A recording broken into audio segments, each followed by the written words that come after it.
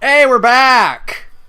Yay! I don't have to do the intro this time because we already did it last time, and this is technically a continuation. Right. So we don't have to, waste any time because this is spoiler central for Final Fantasy XII. Yes. Also known as Star Wars. Because that's really all Final Fantasy XII is Star Wars. Speaking of Star Wars, no, we're not going to do a Star Wars cast. It's too early. Speaking of Star Wars, oh my god! Star Wars was really good because remember we had to cut short because of Star Wars. Star Wars was quite good. It was real good, yeah. I very much enjoyed it. I liked the part where Jar Jar Binks came back and beat up Kylo Ren in a Denny's parking lot. Yeah. I thought that was intense. I always knew Jar Jar Binks was Snoke. But it's nice to have the theory confirmed, you know? And it was really nice to see Rey pass on the pilot seat of the Millennium Falcon to Lumpy. Get the father-son duo piloting the ship now. It was really touching. Yeah, no, it was incredibly moving. I clapped. Mm-hmm. Yeah, I clapped when I saw it. I clapped when I saw it. Yeah, it was amazing. It broke new ground. It did. Everything was completely different in that it was exactly what I wanted from it. It was everything you expected from a Star Wars, and that's what made it break new ground. Yes. I can't even say that one with a straight face. The Last Jedi is good. You should go watch it, but we're talking about Final Fantasy XII. No, yeah. There's... we talked about last time about the gameplay and the presentation and all that, and how it is very unique in its presentation and its style, its artistic style. I really, really wish, thinking about it, I want a 3D game that is in the Ivalice, art style. Yeah. The way, the characters are drawn, in Tactics, or in Tactics 2, or in, the concept art for 12. Yes. But I still love how great 12 looks. That's actually the game you're thinking of then is the War Lions for the PSP, because they look like that. That's like that it's cel shaded. So that's actually the Akihiko Yoshida? I think that's his name. That's his art style, and so it's cel-shaded. It actually looks like it, and it has a young Balthier in it. Oh, so yeah, cool. Yeah, I think he's just a cameo character. I haven't actually played the War Lions, even though I've heard it's really, really good, and I think it's technically a remake of Final Fantasy Tactics, but don't quote me on that one. It has Balthier in it, and it's very good, and it's a cel-shade. Why do I have such a hard time saying that? Cel-shaded. There you go. You got it. She sells seashells by the seashore. You'll get there. One day. One day you'll learn how to speak English. I can't words. I was on the debate team. I won awards for speaking. I won awards. Oh no, I've fallen so far. But yeah, actually also Nier Automata's art was also, Akihiko Yoshida. Was it? I can see it now. Okay, now that you mentioned it, I can see it. Yeah. Yeah. That art, the box art is Yoshida. And okay. That's why it looks so damn good, because Yoshida is a really good ass artist. Yeah. But yeah, we're getting off topic again. Final Fantasy XII has got a really damn good story. It is like everything else in this game, it's so unique in that I would not think this was a Final Fantasy game. Yeah, if you had just called this Tales of Ivalice, which that was not a Tales of franchise joke, I just said that without thinking about it. Although Tales of Ivalice actually does sound like a Tales of game. It does, a little bit. Tales of Ivalicia. Yeah, ooh, shit. Yeah, that sounds rad. That's that third Berseria game we're waiting for. But no, if you had just called this, I don't know, any sort of word mash that a lot of JRPGs tend to have, if they are trying to kind of be a Final Fantasy, Infinite Undiscovery, or... Right. God, The Last Remnant, I think, was an old one from the Xbox 360 era, or Blue Dragon, or any of them. Yeah.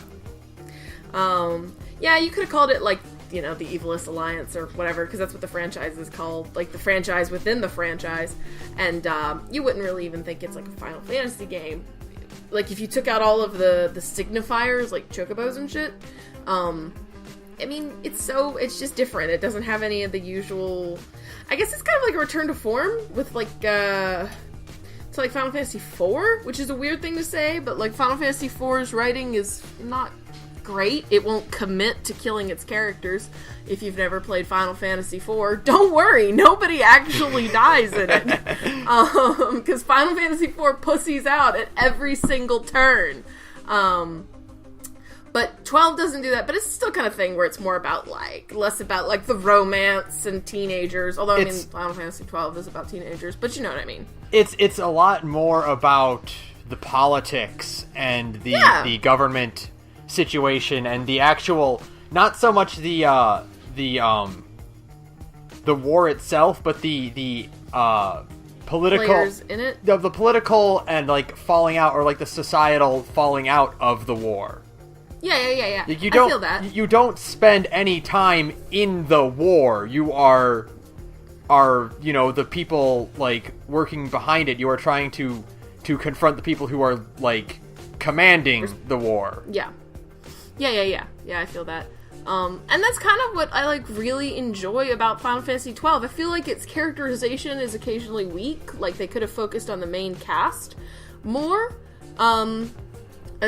Because, like, the story being told... I mean, but again, maybe it's just that I'm so, like, endeared to Tales games, which are I say this a lot. Final Fantasy games are story-based. Tales games are character-based. So, like, Tales games tend to have, like, more flimsy or just kind of okay storylines, and then really great characters in nearly every single one I've ever played. And then Final Fantasy games tend to have, like, really, really interesting stories, but the characters are really more like archetypes. And Final Fantasy XII comes the closest to taking those characters out of their archetypes and making them more relatable and fun, but they're still kind of beyond you. Yeah, you know? I one of the things that's really weak, one of the things that, like, not really weak, but, like, I really noticed, and maybe it's because I play more Tales games or more Persona games, which are character-based RPGs, than I do Final Fantasies, but, like, even comparing it to, say, 7 or 10, like, the one of the biggest, like, foibles is that there's not a lot of interaction within the cast, like, within your main party. They don't quite, like, interact or really form the kind of bonds you would expect, like you would even get in, like, Final Fantasy 7 or 10 or, or even 6 with its massive cast still feels like a bit more, like, the characters are more connected than you would get with 12. And oh, go ahead. And sorry. so, like, it was hard for me, like, I tried to take notes like we normally do, where we just break down each character individually, and it was hard for me to, like, pinpoint specific things to talk about, because anything you can say about one character kind of also applies about the rest of the cast in general. Yeah. I think that's part of the reason why Final Fantasy IX tends to, in, like, best of lists, in, like, rational best of lists. I didn't read the Polygon best of list, but apparently it's bullshit, but Polygon doesn't know what they're talking about. Ever. Well, have you ever really read a top 10 list and been like, yeah, that's right?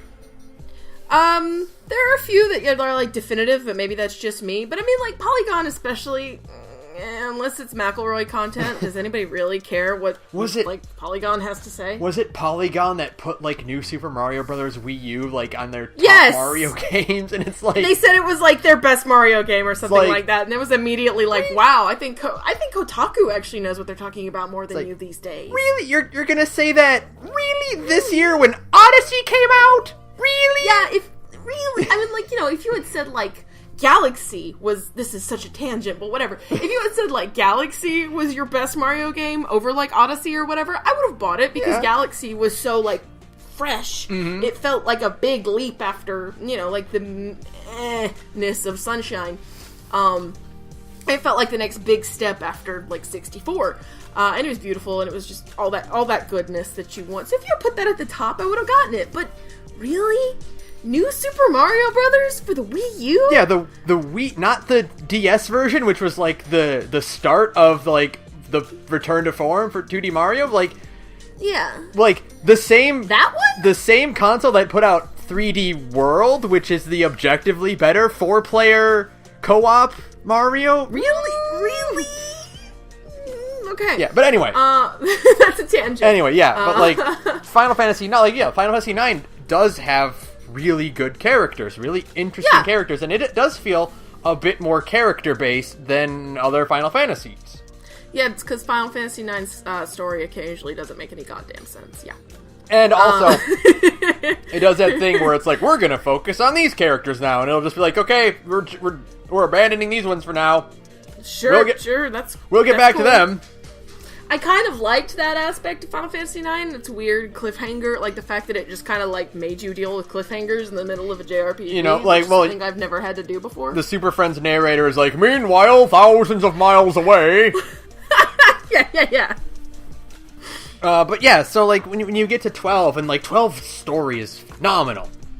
It's so really, good. Really good, and the characters in it are interesting, and it has some of it has a handful of some of the best characters ever, and the problem is that I want to see more of them, and I want them to interact more. Yeah, because the handful of times that they all do kind of like interact are some of the best moments in the game. Like Vaughn asking how old Fran actually is, and Bosch being like team dad when they get to Arcades, and he's like doting on how great like Vaughn and Pinello are. Like those little moments, and like Fran and Balthier have a fucking secret handshake. Yeah. They have a secret handshake, which is like the best thing ever, because she's like super old and he's like 23, and like, which is a conversation we're gonna have to have in a minute. Yeah.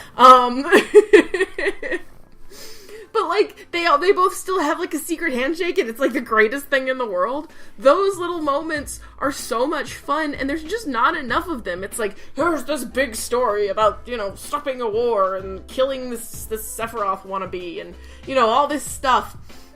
And then I kind of forgot to like do some like really good. I mean, like the characterization is good, but it could just you could push it a little harder. You know, it's not so much that the characterization like is poor; it's that there just wasn't enough of the good characterization we got. Yeah, exactly. You know, I kind of mentioned this a little bit, and like thinking about it now, one of the problems I have with the overworld is just how quiet everything is. There's no, like, every character has, like, 3 or 4, like, actual battle grunts.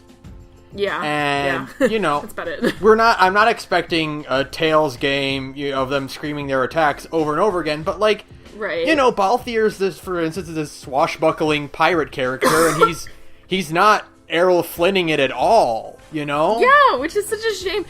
Okay. This is how repetitive this, like, the battle grunts, which is a good way to put it, gets. When I played that game as a kid, to this day, I still have, like, dreams about the sounds they make during their quickenings. Yeah! Like, the little noises. Like, I could, like, pick them out. If you played them without any context, I could be like, I know who that is. Well, and, like, more than the point, you'd be much. like, I know which quickening they're doing. Yes, because they're all the same. Mm-hmm. It's the same noise with, like, each quickening. I could tell you, like, oh, that's Balthier's second one. It's really, like, that sad. And I don't want to keep saying, like, and in Tales games, but 1, Tales games rule, and 2, nobody does characterization better than fucking Tales games. And, you know, also, they're the ones that we tend to play more than Final Fantasy, so that's the ones we're comparing them to. Because they come out more often, Tabata. Yeah. Nomura. You're still not done with 15.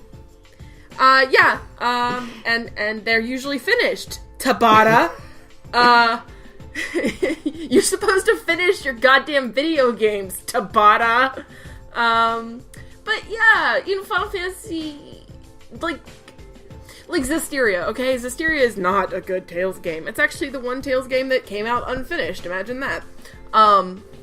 It's not terribly great. I mean, it's okay. But it still has better characterization than Final Fantasy XII, because, like, it has these really great things called point of interest skits, and it's like, hey, there's a neat giant ruin in the middle of the battlefield. Why don't one of you tell us what it does? And then you kind of get to find out like a little bit about the characters, because there's usually some sort of bickering involved, and then you get to find out a little bit more about like the world, which is super interesting, because even like Tales of Zestiria has a super interesting history. And that history is called Tales of Berseria. That's amazing. In just a handful of lines of dialogue, you get to find out 2 different sets of information about these characters. How neat is that? And it's so smart that Persona 5 ripped it off in Mementos. And it's really striking for this. And of course, Persona 5 and Berseria technically came out long after 12, and it's I told you, like, I keep forgetting that 12 is a game that came out, like, 10 years ago. Yes, because it looks so good. I know, but that's the thing. But like, the overworlds in 12 are so, like, not only expansive, huge. And they're huge, and they look so good, but they're, like, every so often, like, very frequently, you'll find, like, a big monument, or, like, here's this ruined, like, gazebo, like, or set of pillars or something, and it's like, oh, is this a thing? I attack the gazebo. But it's like, is this like a thing? Like, am I supposed to do something? Oh, no, you're supposed to just ignore it. It's just a decoration, and it's like, you could have had a character comment on it, like, you could have had just, like, a little text pop up that you can kind of get some more information. Yeah, it's such a shame. There's just not a lot of that in 12. Or you know what? Like, actually, this is a really good one, because 12 was in the era of Kingdom Hearts. And, right. In a game like Kingdom Hearts, like, that is... Oh, train's coming. Wow, I did not know that my mic picked it up that well. Okay. But I even have the windows closed, so it's just that loud. But even in Kingdom Hearts 1, like, which came out I think way before this, actually, before 12. But like, yeah.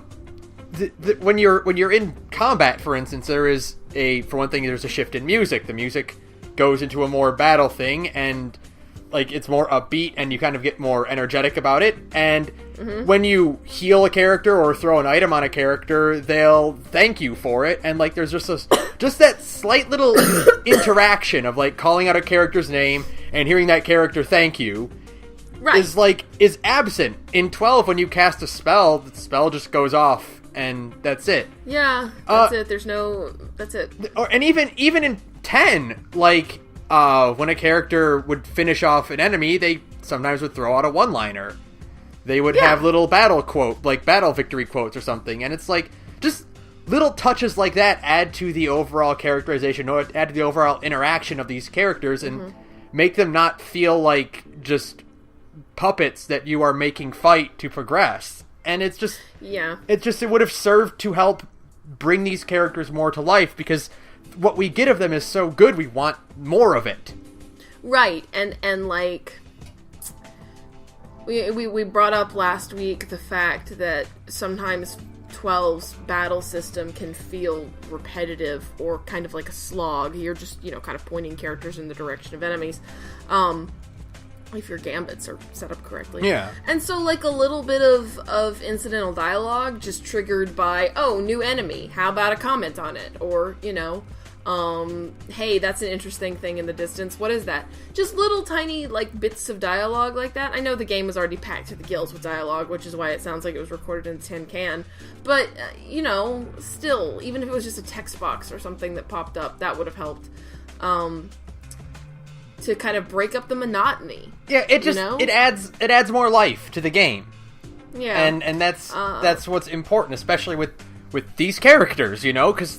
Especially with this world, because the world itself is very lively and feels very active, but sometimes the characters kind of feel like they're just kind of gliding through it. I don't know. There's this weird disparity between, like, when you go to a town and you see the town is packed to the gills with people. There are crowds pushing in narrow alleyways. There's vendors shouting at you. There's people cheering. There's characters having little conversations off to the side and, interacting with each other. And then you get into the battlefield and it's just, like... quiet and empty except for the enemies and the background music playing. And yeah, so it's just that bit could have added more to this. Yeah, just a little. I mean, just a little bit. Because the rest of 12 is stellar. The story especially is just, I don't know. There's something I just really enjoy about 12. I have kind of drifted into the Final Fantasy X hater camp. I know you're not so much as I am. I mean, I'm not gonna defend it to you. But yeah. But even 10 did, like, I don't want to say it did characterization better, because I don't like most of those characters. But they were characters. They had more, and they I feel like they interacted a lot more than the cast of 12 does. And maybe it's because, like, 10 has the Final Fantasy XIII hallway problem, and the fields between set pieces are smaller. 12 has, like, big, giant, open areas, and they're all tons of, big fields between point A and point B, and there's branching paths and optional bullshit and whatever. So they couldn't, like, it didn't feel as, like, compressed as 10 does. Yeah. Because I swear, I think you can beat 10 and 12 in, like, a similar amount of time, but 12 feels like it's 700 times longer, Yeah, it really does. Just because there's so much more, like, to do and see and go on. And 12, 10 has got, it's a more compressed story. It's get here, do this, Yeah. So I don't know. I don't know. It's just that the rest of the story compared to, say, 10, I really, really enjoy, because it feels like way more grown up. Even the, like, kid characters are...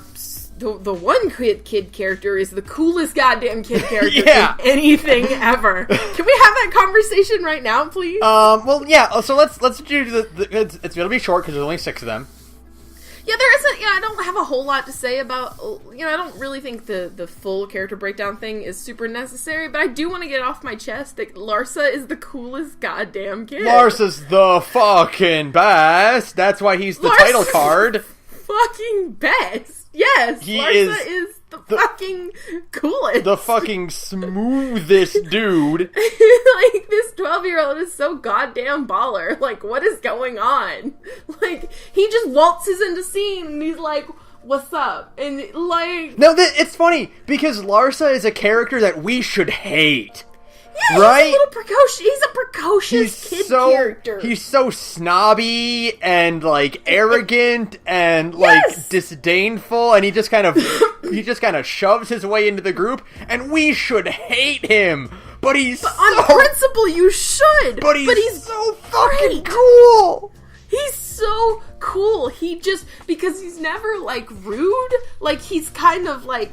He's smart. He's like a know-it-all little kid character that should drive you up a goddamn wall. But, like, instead, he isn't really know-it-all. He's just smart. There's a difference. He's just, like, competent. And he doesn't go into a situation unless he's prepared for it. And he's just... he's great. I fucking love Larsa. He doesn't have any of the, like, obnoxious kid character traits. Like, like... Sorry, Carol. He isn't, like, a coward, and he doesn't whine, and he doesn't, like, do bratty things. He's actually pretty smart, and he knows how to play the politics game, and, like, yeah, he's a little naive, but he's 12, so, like, his, like, what naivete is there can be excused, because he's 12, and, like, it helps that his voice actor is really, really good. Oh, like, he's real good. English voice actor is really good. He has, like, some of the dopest... I don't know. Like, his delivery is so good, and it's, like... Maybe part of it is a little unrealistic because he's 12 and maybe he shouldn't sound that mature, but you can rationalize it by saying he's just an overeducated... I mean, he's a prince. Yeah. He's just highly educated.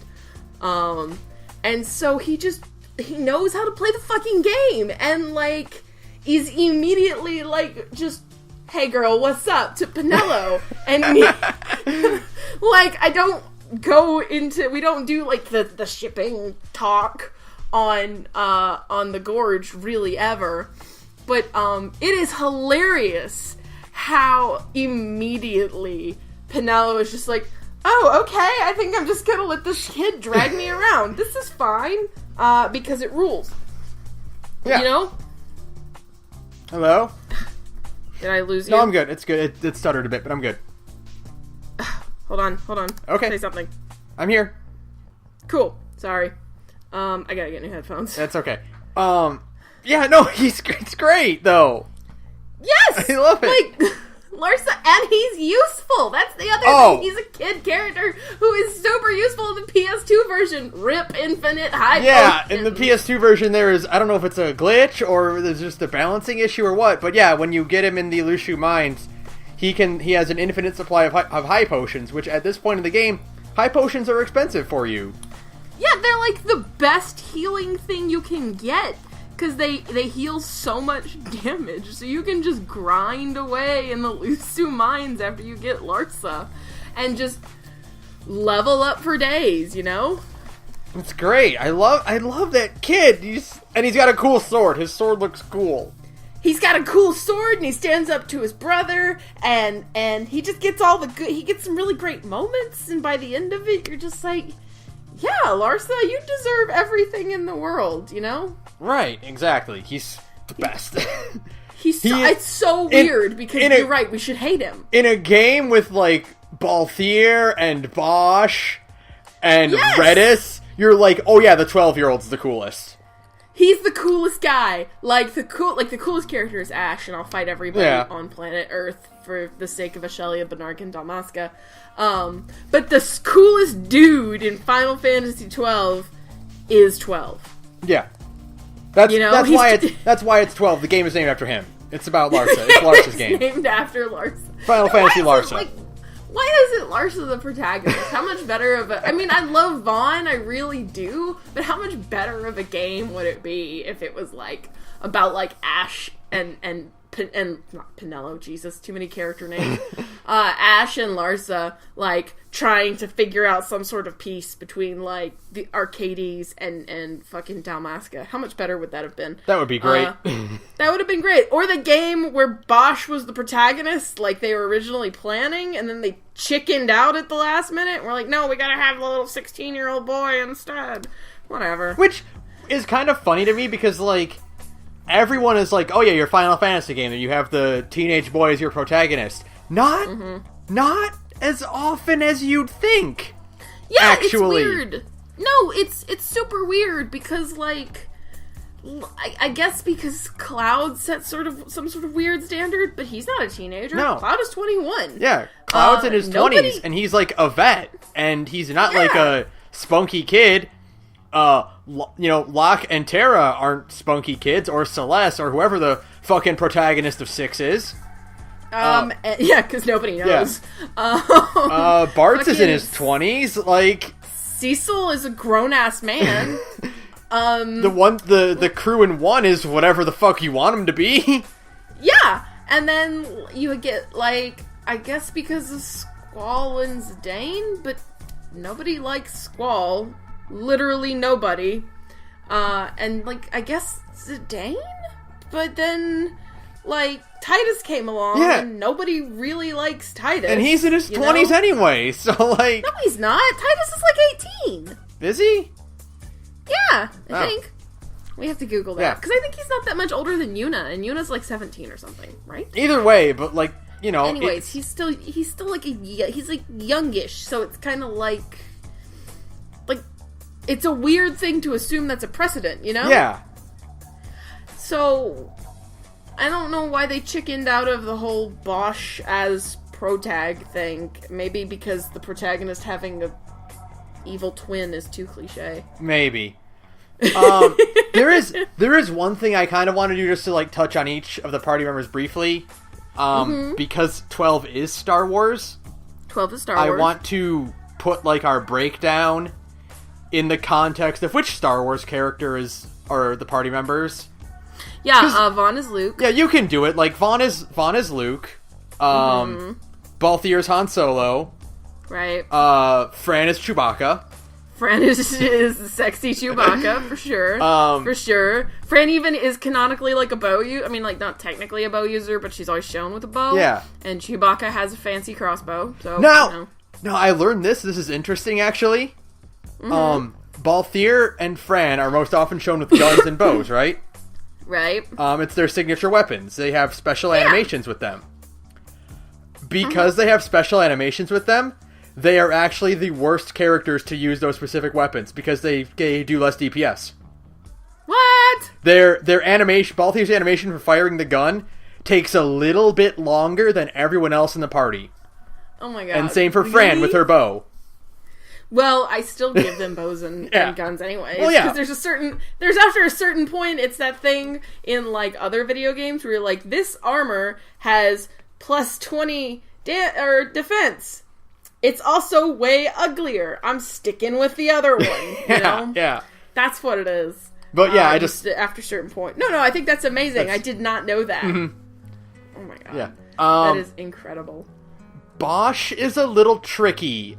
Obi-Wan. Yeah, I'm going to say Obi-Wan, but I'm going to say prequel Obi-Wan. Yes. Because he doesn't die in the beginning. No, and he still has hope.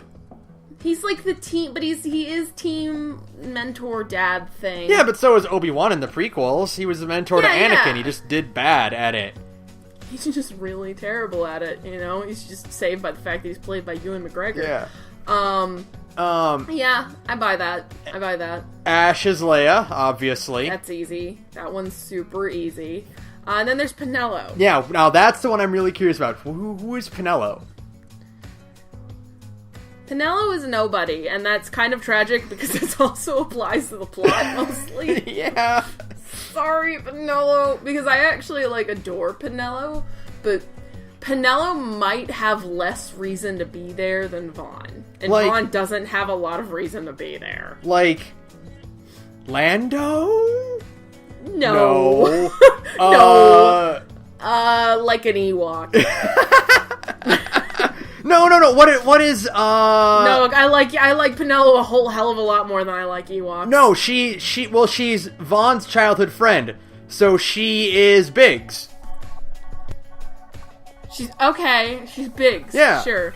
Is there a Biggs and Wedge in 12? Because I feel like that's too on the nose if there is. I don't think there are a Biggs and Wedge in 12. Okay, that's good, because that's too obvious. Actually, anyways, we all know that Redis is Lando. Yeah, Redis is Lando, duh, obviously. Redis is Lando, yeah, of course. So obvious.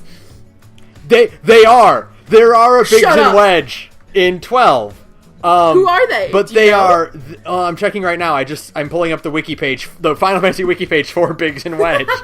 Honestly, by the way, I love the Final Fantasy wiki because it's the only game wiki I've ever seen that actually puts like strategy in the page. Yeah, in the page. Except it's like really, because it's so comprehensive.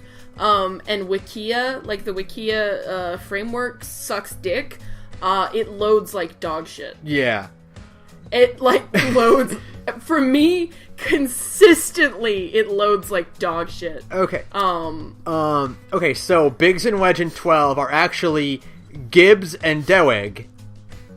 Fuck off! They are Arcadian soldiers guarding the entrance to the Mosforan High Waste at Nalbina. Fuck off. You can cheat. You have to get past them by riding a chocobo because Gibbs hates chocobos. Oh my god. Amazing. Yeah. So that's whatever. They are in there. That's great. Amazing. But yeah, no. Penelo is, I guess, Biggs. Sure. She's Poor Biggs Penelo. Dark Layer. Yeah. Let's talk about that because that's like I don't really have much to say about Penelo, which I feel really bad for. Because I like Penelo. Like, when she is doing, like, when she's talking, her voice actor is good, her characterization is good, but it's kind of like, why are you here?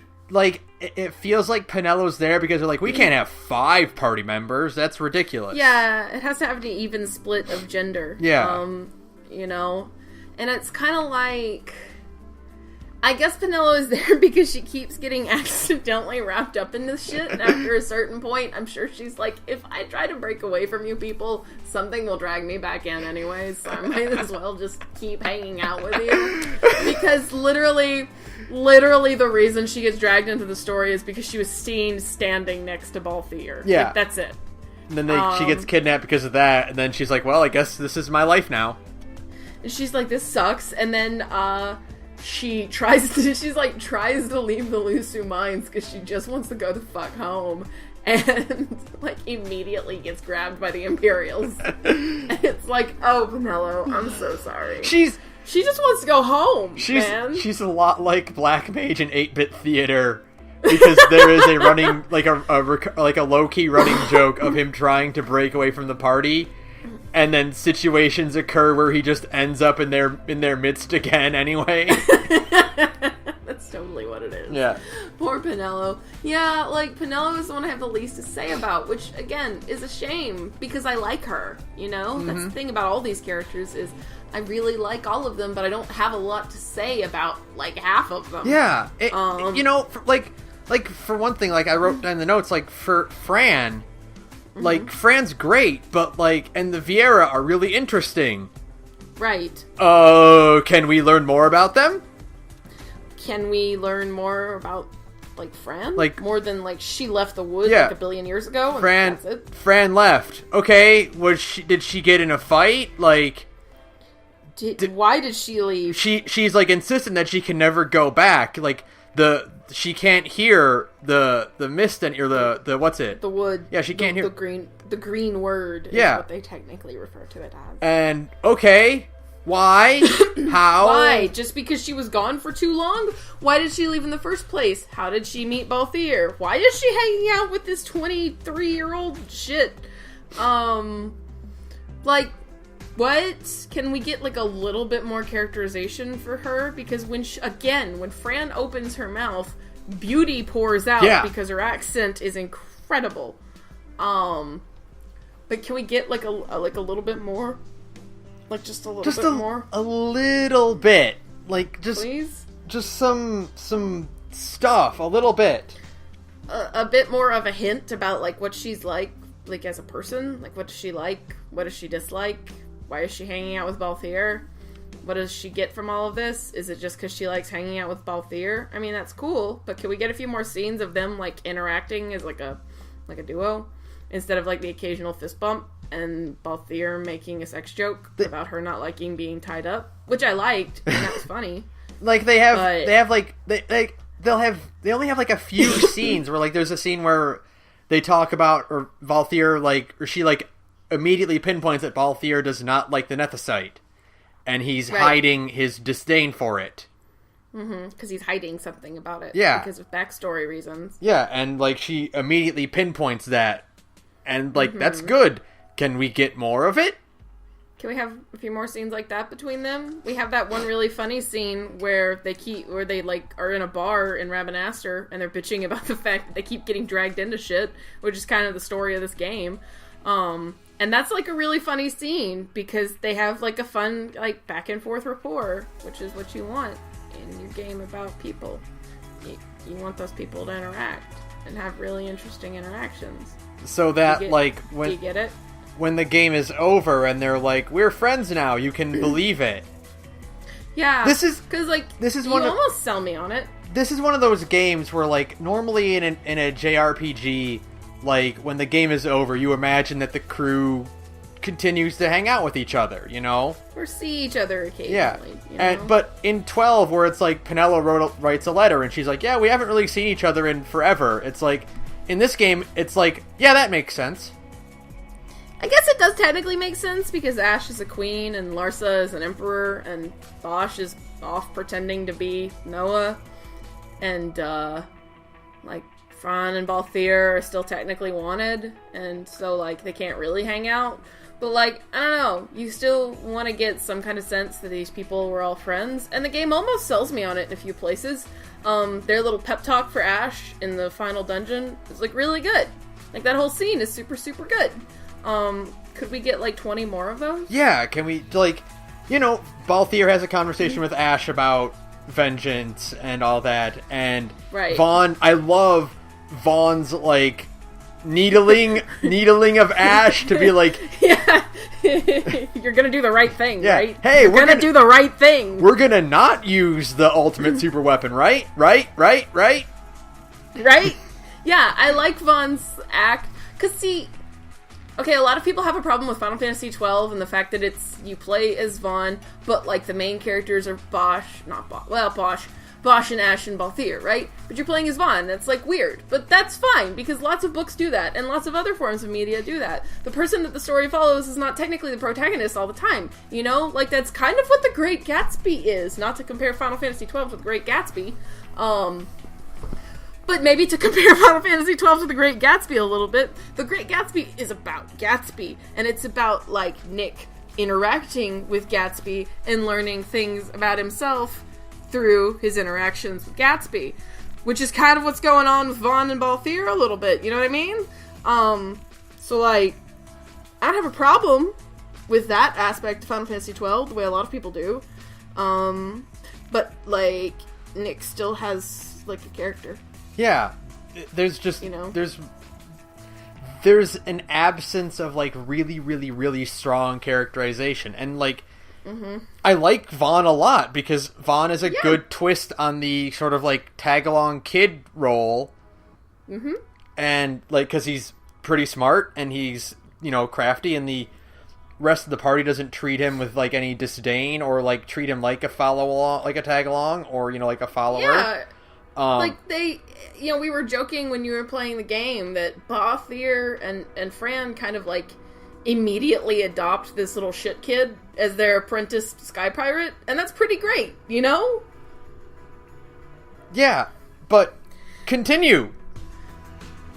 But, yeah, like, more of that. More scenes where, like, Fran, like, at one point, one of my favorite little, like, short bits is in, I think, when they're escaping the Leviathan? It's either the Leviathan or the Shiva. I can't remember which one. But they're escaping one of the dreadnoughts, and, Vossler mentions that he's stolen an Atomos, which is, like, a little small, like, a little skiff. And that's exactly what Balthier says. He says, an Atomos, that's more skiff than ship. It's hardly fit for a leading man. And then Vaughn goes, so does that mean I can fly? And then Franz says, you must be mad. And that was like a fun little character interaction moment. It's kind of like a kid asking mom and dad, can I drive the car? And they're both like, hell no, you can't drive our car. And then they would have been like really cool if to like help characterize both Vaughn and Fran. Fuck! So my other problem with this game is a lot of the names have like really similar sounds, because there's Vaughn and Fran and Bosch and Ash. Help. But it would have been great if there was like a little moment where at one point Fran was like, hey, this is how you fly the straw. I'm gonna show you how to do it, because I'm cool like that, and Balthier doesn't want you to learn how to fly, but I do. And that would have been like a moment, you know, of interaction between characters, which is nice. Which is important in a game like this. Yeah.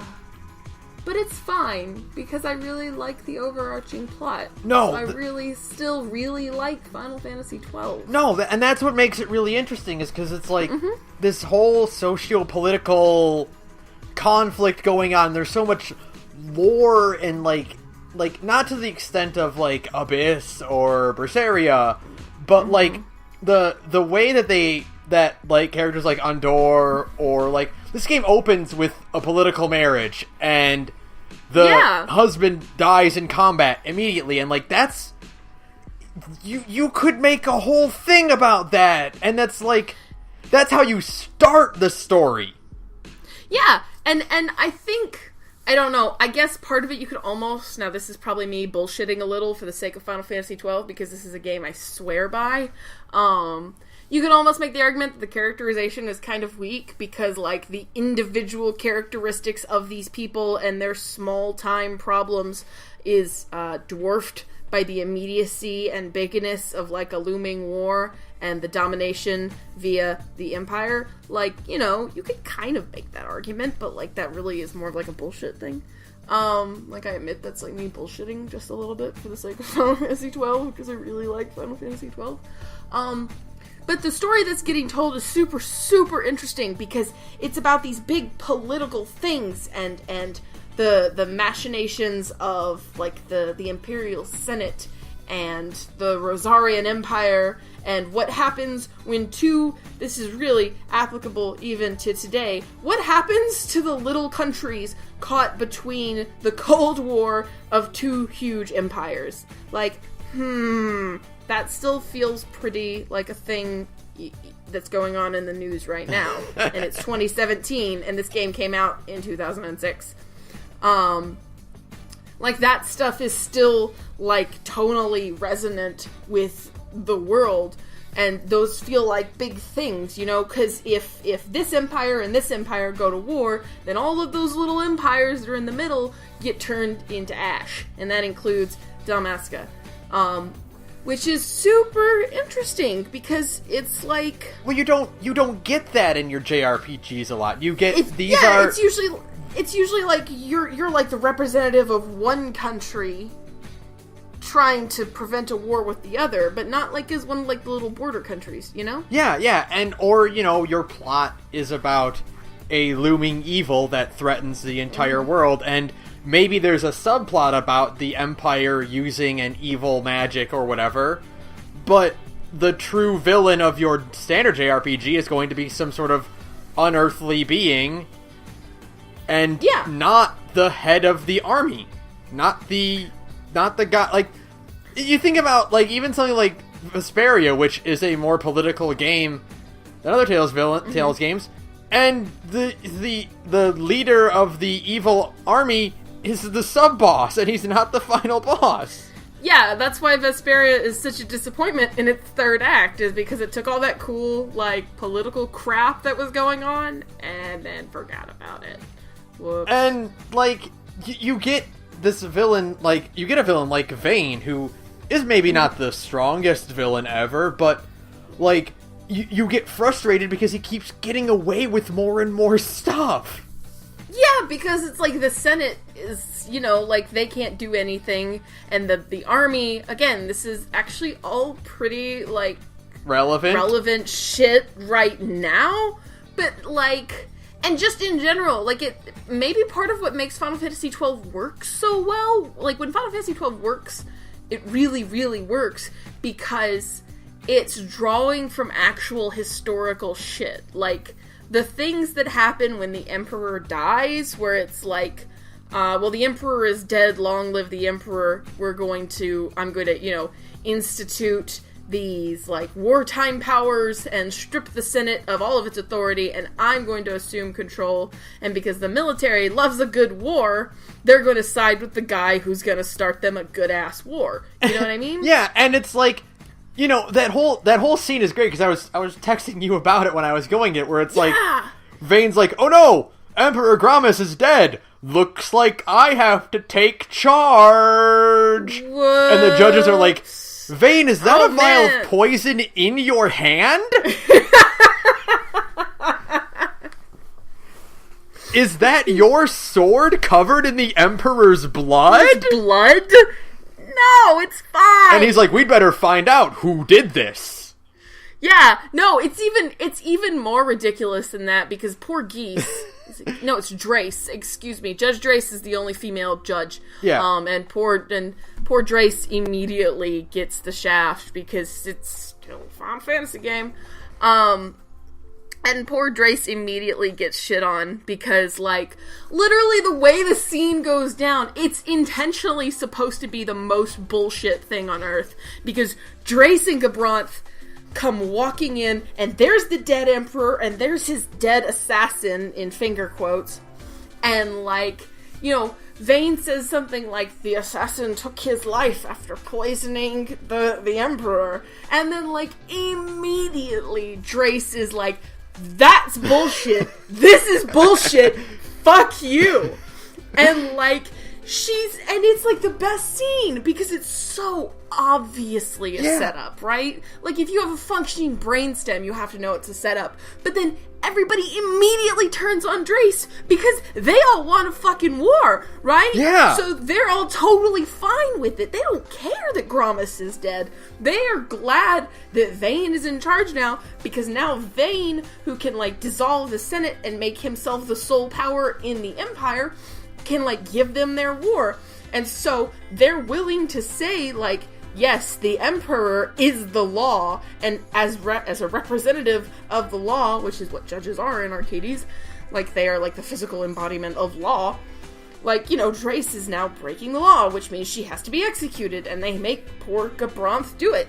I mean, that's a really good scene. An amazing scene, and it just shows you like how like you are not up against a guy who is really strong. You know, you're not up against like Sephiroth is a guy who has amassed tons of power. He is physically mighty and he has like unwieldy magic powers. Right. Vayne is not he becomes a strong individual, but like as he is right now, he's not physically powerful, but he's manipulative and he's charming and he can give the people in charge what they want. Right. And that's really what matters. And that almost feels like a bigger hurdle to surmount than just a guy in the Northern Crater who's going to blow everything up with a meteor. Yeah, because, you know you are... this is a game where, like, you are playing... Like, Ash is leading the resistance, and it's like...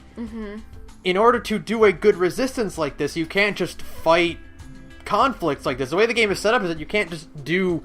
Like, you cannot overpower them. You have to convince them to join your side, or you have to convince the people that what they're doing is wrong. Right. And when Vayne has amassed this much power and this much influence over, you know, the people who make the decisions, like, you can't win.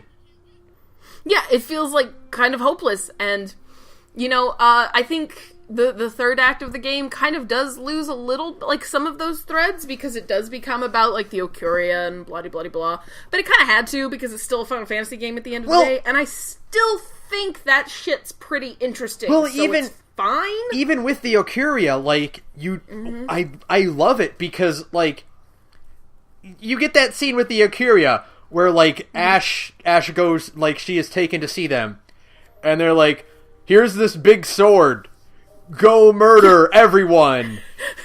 Like, you need, like, they're like insistent, like, you need to go and stab every motherfucker you can with this sword. And Ash is like, that doesn't sound right.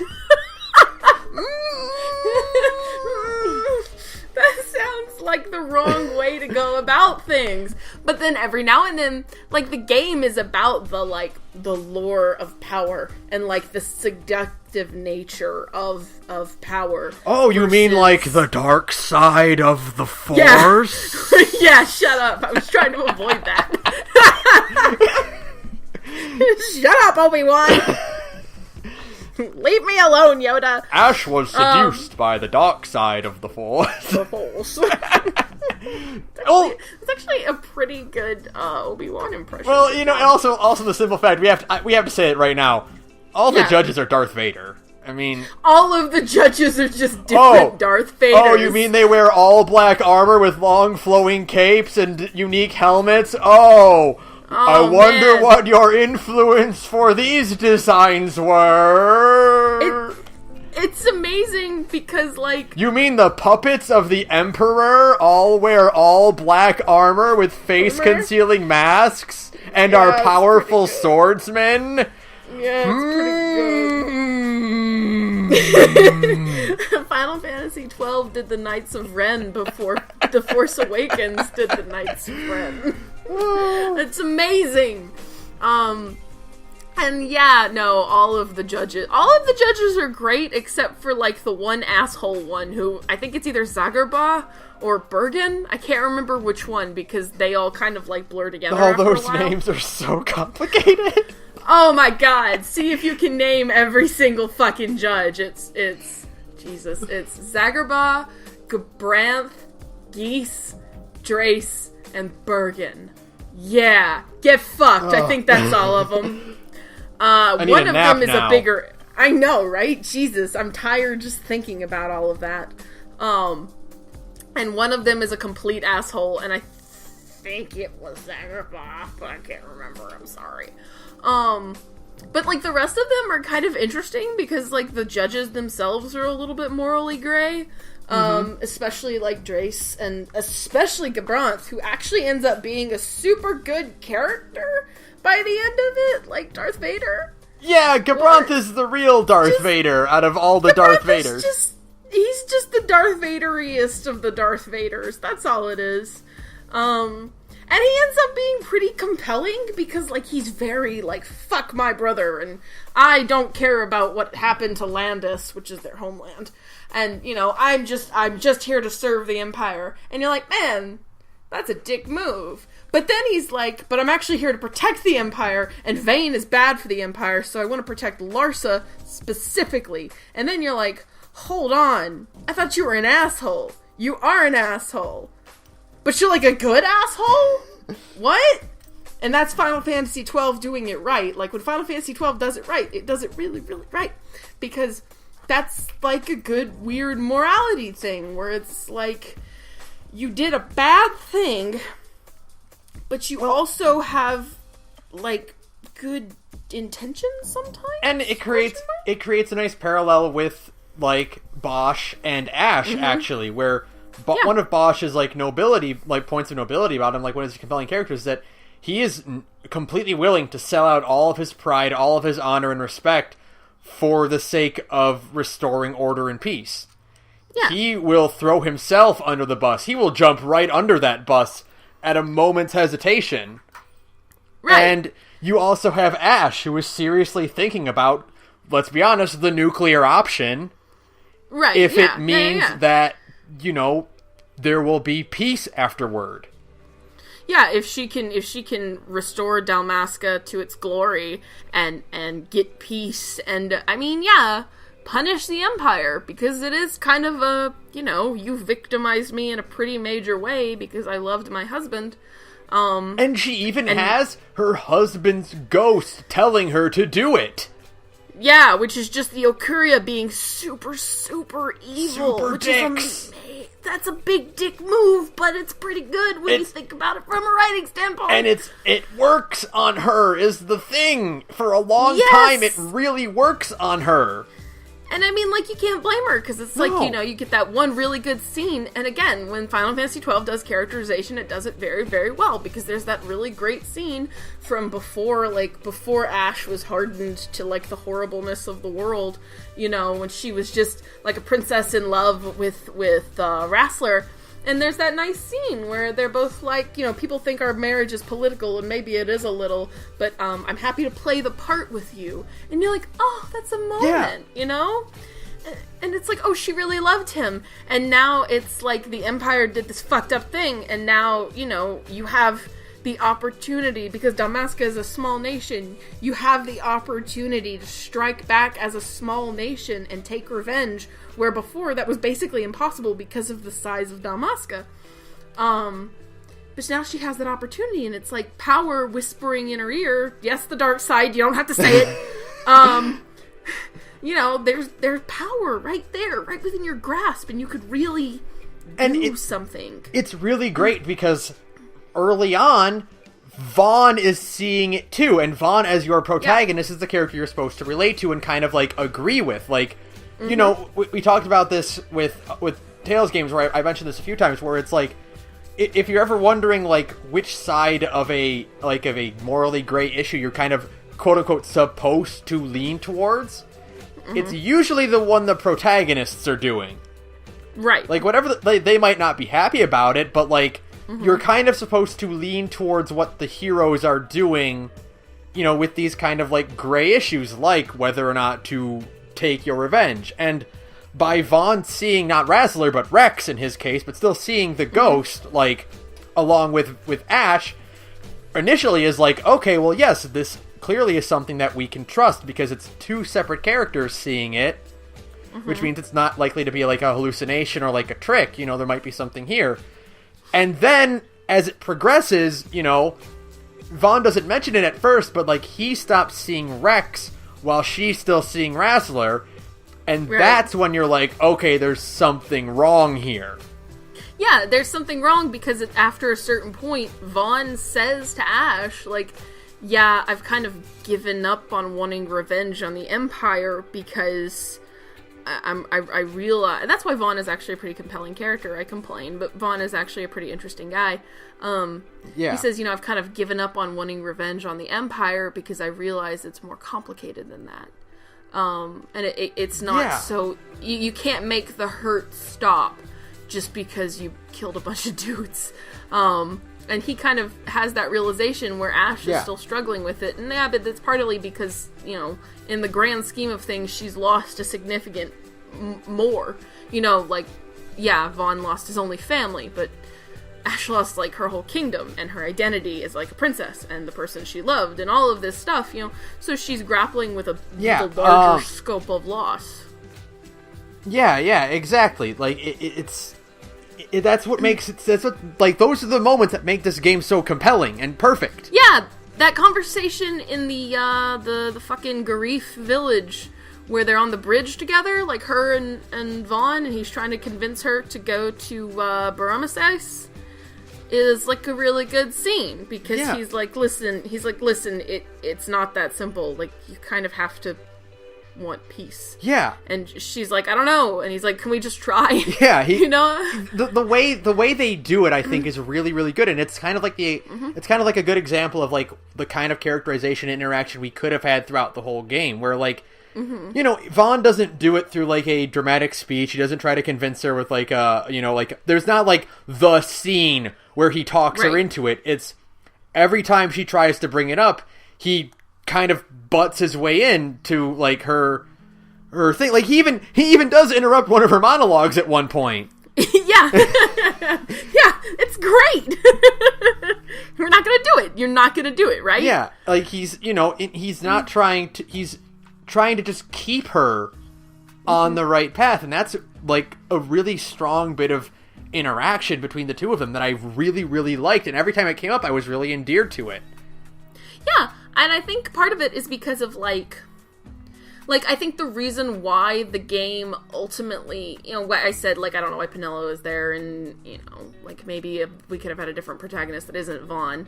But ultimately, I think the game succeeds with what it has because, we have all these highborn characters, or characters who are basically nobles. You've got, Balthier and Ash and Bosch, and they're all, and, like, Fran kind of exists, or did exist for a very long time outside of, like, that world. So to have two members of the cast, which is, a third of the cast, because it's only 6 people, to have 2 members of the cast be, like, lowborn and, like, normal street people, it makes sense why, even though Vaughn is, like, has been clearly victimized by the Empire in the same way that Ash has, why Vaughn comes around to it and is like, you're not going to take the nuclear option, because Vaughn knows better than Ash knows, because Ash exists in a different world than him, what, like, a war does to the little people. Yeah. Like, more so than what it does to, like, the rich. Like, the wealthy, a war doesn't really affect them as much as it does, like, the little people who enlist to protect their countries and stuff, which is maybe too real right now. But, Vaughn understands that if Ash does this thing and takes revenge on the Empire, then a lot of normal people like himself will be, like, victimized and orphaned the way, like, Penelo was, and the way he was, and the way, like, all the kids he hangs out with in Rabanastre were. And that's, that's really good. That's why he kind of comes around to it sooner, is because he understands, like, there's a more emotional thing at stake here. It's really interesting, too, because, like, they both have loved ones they lost in the same war. Rex and Razzler both died in the same battle. Or not the same battle, but the same war on the same side. And no, they died. I think they died on the same night. So they did die. You're right. Yeah. No. Yeah, I guess so. But yeah, so like and it's just great to see like 2 different opinions of that, because Razzler went because it was his duty as the prince, and he needed to be a strong leader. And Rex did it because they needed the money. Yeah, and it's just, he's a foot soldier. And that was his order. It wasn't about duty and honor and all that stuff. Yeah, and, and it kind of reflects, for Ash, she is taking revenge because it was someone she loved, but also because he was an important leader and a symbol of their country. And, Vaughn even has that bit where he's like, my brother's dead. This isn't going to fix anything. Yeah. And it's... Yeah. Of course, the way he said it, this is a side note, but, he said, my brother is dead, he's not here anymore. And my brain autocorrected to, but on my back and in my heart, he continues to live on inside of me. And I was like... Because we're both fucking weebs. I was like, really, brain? Really? Still? Now? Still? Really? It's been 10 years. No, Gurren Lagann will never, ever leave you alone, ever. Besides, that moment is one of the best in, any show ever. Oh, it's great. It's fine. But yeah, man. it was great to have, that two different, reactions to the same event, basically. Yeah, to the same pain.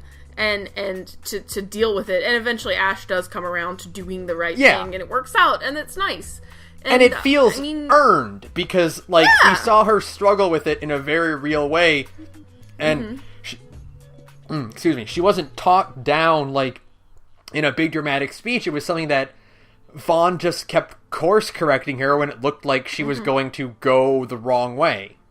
Right, and that's way more compelling to have it be like a struggle. It's the dark side trying to lure you over. It's something you have to really fight against and tell yourself you're not going to do the wrong thing, and that's way more compelling and way more real than a big moment. It's just more human, and that's what we mean when we say when Final Fantasy XII does characterization right. It does it very, very right. Yeah, it was. I'm just gonna say it because it's true. It was the scene where Luke throws his lightsaber away and says, "I am a Jedi like my father before me." That is what it was. I'm sorry. There are so many scenes in 12 that are just shot for shot from Star Wars. They're just perfect analogs of those moments. The ending of the game is just the ending of Return of the Jedi. You are infiltrating the Death Star to confront the Emperor, and he turns into a gross monster face.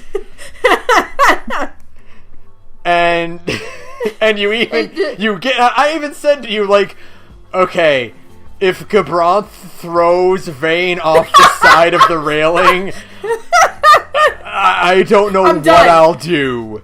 At the gate, you gotta turn the game off. It's I'm done, I gotta take a break. I gotta have a moment. Because I'm wait, he's getting up, he's gonna go, he's challenging Vane. Is it gonna... Are we going there? And they were on an elevated platform, so they could have done it. You could have done it. Falling to your death is incredibly Star Wars, and I was just waiting for it. No, they managed to avoid doing that, but not much else. Not much else. They definitely want to just keep on riffing on Star Wars, which is fine. It worked out in their favor. It's super interesting. Yeah, because you know what? It was fun, and it's not the first Final Fantasy to do that. 6 is just Star Wars too. Yeah, 6 is just Star Wars as well, for sure. But half of Final Fantasy is just Star Wars. Basically, yeah. That's why Biggs and Wedge show up everywhere. Yeah. But, I do want to talk about, for a minute, just, hey, how fucking cool was Vane's final form? That was fucking... Boy, the Undying looks pretty fucking rad. You get a lot of, Sephiroth, One-Wing Angel, the angelic, pure form of the final boss, right. Where he kind of looks humanoid, but is still very powerful looking.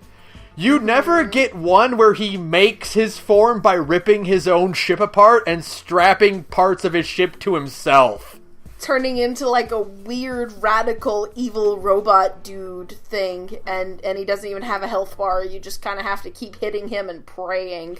Yeah, that whole, like, bit is really, really good.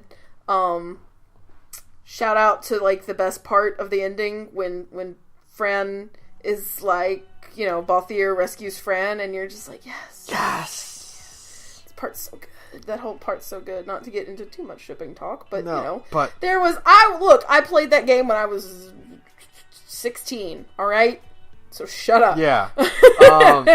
I have my moments. Now, speaking of villains, though, we've got to talk for a bit about Sid. Sidolphus is the raddest dude. He's a really cool villain, and he is way more villainous than Vayne, because, man, you see where Balthier got it from. All that drama. Boy, I wonder where he learned it. All them grand hand gestures, all that strutting about, the grand speeches. Talking. Oh yeah, for sure. It's very obvious where Balthier learned how to Balthier. Yeah. And, you know, I when I was thinking about it, I was like, man, you know, Sid is drastically underutilized in the game, which is such a shame. He's really not, he doesn't have a lot of scenes in the game, but it kind of works too, because, like, Sid doesn't work as a final boss, you know what I mean? Yeah. He works as like a quirky side boss guy instead of like a final boss dude, because he kind of is there as like an offset to Vayne's deadly seriousness. Yeah, Vayne, who never cracks a fucking smile. Yeah, Vayne is very much more the very serious threat, and Sid is there to get your hammy monologues and your big fun villain type, and it works. Exactly. It works really well because, again, like all the other characters, Sid's really compelling and interesting, and his writing is super good when he gets going. Oh yeah, oh man, all of his speeches are the best, and he's just like he's got like an old dad bod, but he carries around like a minigun, and that's awesome. Pulls it out of nowhere. He just yanks a minigun out of nowhere, and it's awesome. Sid, what's your final attack? I shoot them with a gun. It's so great. Like, that's his like limit break, is I shoot them with a minigun. And he has like all the really good lines, like history back in the hands of man is such a good like line, because it's you kind of feel it. You're like, yeah, history back in the hands of man, and then you think about it for like 5 minutes. You're like, boy, that's really, really ominous. Yeah, that's creepy. That's ominous, boy. What you planning? And like Vana is like a cool thing, like his weird relationship with the Nocuria, and yeah, exactly. Like, it drove Balthier's dad insane. That's fine. I really like the interactions between Balthier and Sid. I don't know. I like kind of the weird. Balthier doesn't really get too smarmy with. I mean, he has his little comments calling him old man and stuff, but there is like an actual emotion there beyond just Balthier's smugness. Yeah, well, you get, you see him kind of drop that flippant sort of persona when he's around Sid, and yeah. Again, it's one of those things where, like, I could have gone for more about them. Yeah, but there was, like, that one good scene between him and Ash on the beach, on the Fawn Coast. I think it was on the way to the Grief Village. I can't remember. No, it was way after that. Was it? Okay. Yeah. But they have that great scene where with the rings, and, he talks about, like, how he kind of it's the first time he reveals that, like, Sid is his dad, and he's like, oh, my father lost his mind, and, he made me be a judge, and it was, like, and he ran away from it, he cowered it out, he ran away, and, like, that whole scene is really good. Couldn't we have gotten a few more of those? Yeah. Really, just a few more. That's what it really boils down to, is that the stuff outside of the protagonist, the political stuff, the discussions you get. It's funny, a lot of this game is watching old guys in a room sit and talk. But it's super compelling. It's really compelling, and you get a lot of, like, tension between them, and it's, you know, because every word they say can have huge consequences for some group of people somewhere. Right. And they've fleshed out this world so much that you actually kind of care about what happens to the people in the world, because, like, oh, this world is really compelling. Oh no, bad things are happening to it. Oh no! You know, like when Baromeses is attacked, that's like a pretty big moment, because you're like, oh man, this is a cool place, and I don't want bad shit to happen to it. And it's full of refugees. Yeah. Yeah, it's just like, oh, this is a fucked up moment where, like, refugees who are walking in the snow trying to find a place to be safe are, you know, their one, like, safe haven is attacked, and that's fucked up, and, like, because they've managed to make the world itself actually compelling, you care, you know? Yeah, you are, like, horrified at this, and it's great. Really tragic. Oh, it's so good. That's you know, and it's just like, fucking game is so good. You know, and it's like we could have had character writing on par with this, you know, like. And when the game kind of lets itself breathe and have those character moments, they're handled extremely well. Yeah, that's the thing is that, like, you know, none of what I can say about, like, the character writing is like there's never a point where, like, oh, this scene wasn't handled well, or like, oh, this part of the game was kind of dull, where it's like, the biggest problem is that there just wasn't enough, which is weird to say about a game that can take you like 90 hours to beat, but, you know. It's fine. Like, you know, we just needed more little moments to kind of build toward, like, this sense that you know these people and these people know each other, so that way you feel more invested. And I'm still invested in the plot of Final Fantasy XII, make no mistake, but it just needed to be pushed a little bit further, because what you got is really, really good. And I just wanted more of it. Yeah, you know, you get a lot of games, especially big games like RPGs, and any, you know, Western or Japanese, where it's like you're either really good at character scenes or you're really good at overarching plots. You know, Tales and Persona are good examples of that. They're really, really good at characters. Sometimes the plots can be a little iffy. You know, but it's like you can point to flaws in the plots of these games. Like, you can point to the third act of Vesperia. You can point to kind of like the latter parts of Persona 5. You know, yeah, you can point to the fact that, you know, I joke a lot. Persona 4 doesn't actually have a plot. Yeah. It just has, you know, moments. It's really almost impressive that the worst we can say about 12 is that it just didn't have enough of the really good character writing that it has. Yeah, that's its major problem, is that I just wanted more. It's not that, like, I can't think of really a scene in 12 where the character writing is bad. You know? Like, it's all good, it's just lacking. And that's the problem, that's the part that sucks.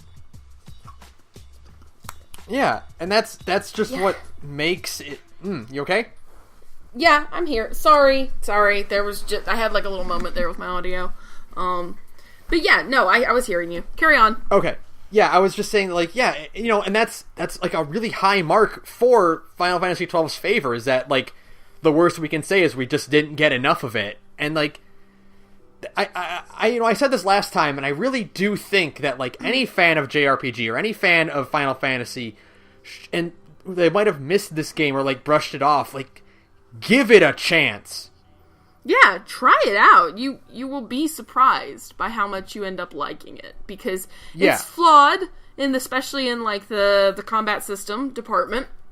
It is flawed. It's not perfect, but boy, when it's good, like, when it's on, it's, like, really, really on point, you know? Yeah. It when it works really well. I wish I could find it, because there was an old webcomic I saw that was talking about Final Fantasy XII. And, like, the best thing, like all I remember is from this one panel where it's, like, showing, like, a scene from the combat, and the character, like, the author avatar analog is saying, "Boy, this really works." And that's like if you were to sum up Final Fantasy XII in, like, one sentence, it would be like a surprised reaction of, "Hey, this really works." Yeah, that's it. That is Final Fantasy XII in a nutshell. Because yeah, it is all incredibly functional, and it's funny. Final Fantasy XII is the definition of greater than its individual parts. Oh, like for the sure. sum is, yeah. Like if you take each individual part of 12, it's like, well, the overworld is kind of empty, and the characterization is a little weak, but there's a good plot. But again, the characterization is a little weak, and the combat system is occasionally dull. And the upgrading system is weird. Like the license board, as we all agree, is weird, no matter what. But then you put it all together, and it's greater than the sum of its parts. Yeah. That's...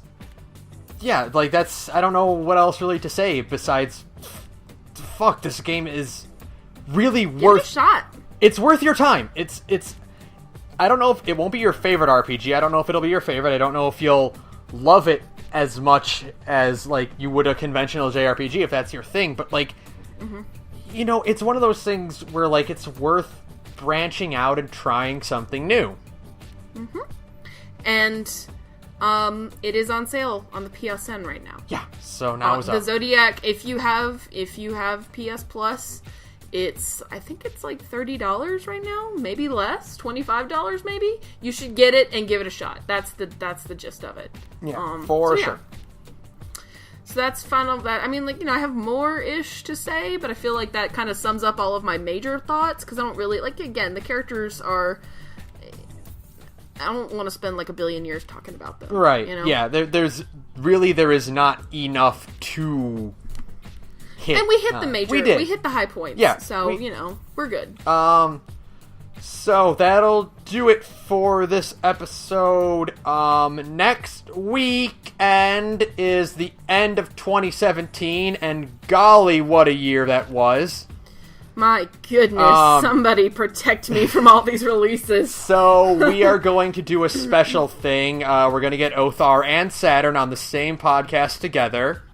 What? And it'll be special. No spoilers, but it'll be something special. It'll be a fun thing. Thanks to Broke for Free for our background music. Sarah, what is your other podcast like? Hey, I'm in another podcast with Saturn and Othar /Ian.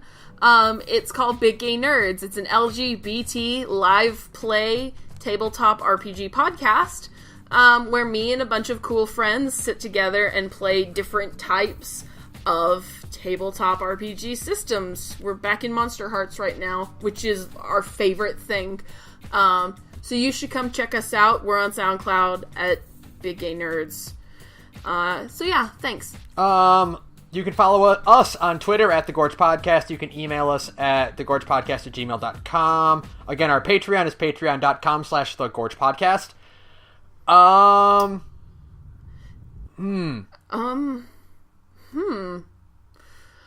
I got it. All right.